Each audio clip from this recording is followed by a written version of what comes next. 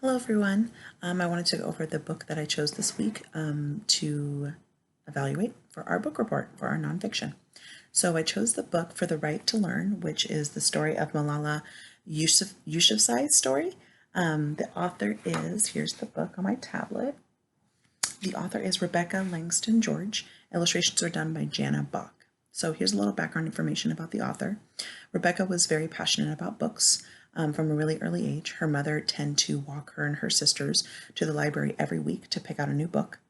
With that passion, it continued on to adulthood when she became a teacher, eventually discovering that her passion for books ran deep. She is currently now the regional advisor for Central Coastal California chapter of Society of Children's Books Writers and Illustrators, which is exactly what it says. She's on this chapter that really hopes to promote children's book writers and illustrators getting more recognition for the work that they do. She's written several books that circle around historical figures. So she's done a book about the Booth brothers, Cesar Chavez, the Cold War, and the women's rights movements.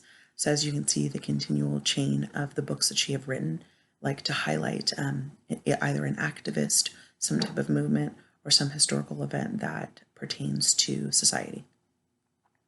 So how did I make the selection? So I made the selection for this book by looking at the link that was provided. I kind of scrolled through all the books and saw what the trend was in this age range, in this type of style of book, how informational and educational nonfiction really helped to educate me.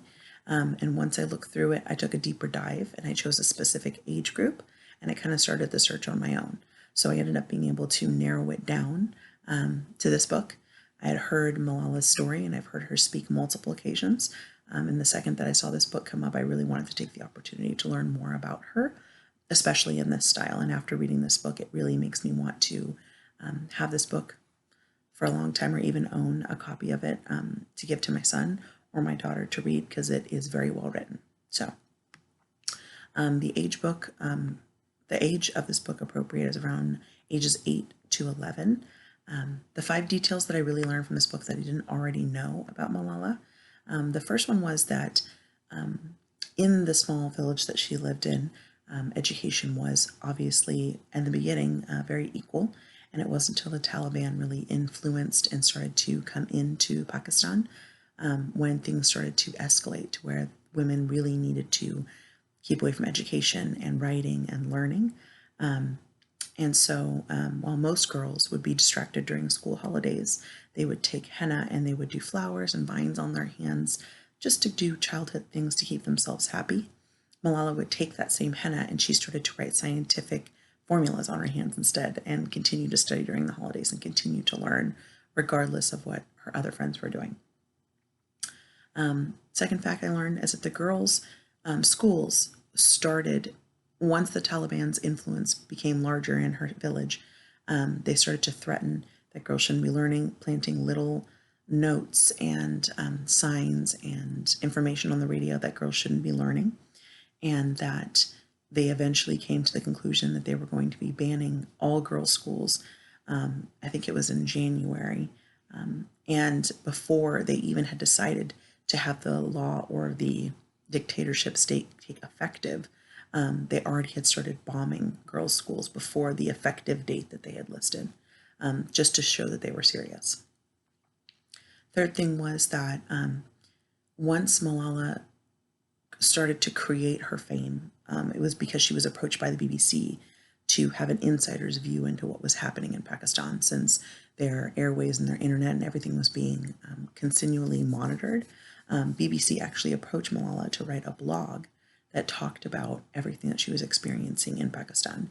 And that as soon as her fame started to spread, the Taliban announced that they were going to have a hit on her life. Fourth thing I learned is that after Malala was, let me backtrack. Once Malala had the hit on her, she had come back to school after they had officially cleared out the entire village, burnt cars, burnt down buildings. Months after the fact, her family and many people who were from that same village came back to the village, finding it pretty desolate.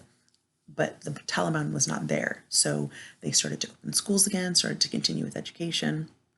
And once they opened that opportunity, the Taliban, of course, found out.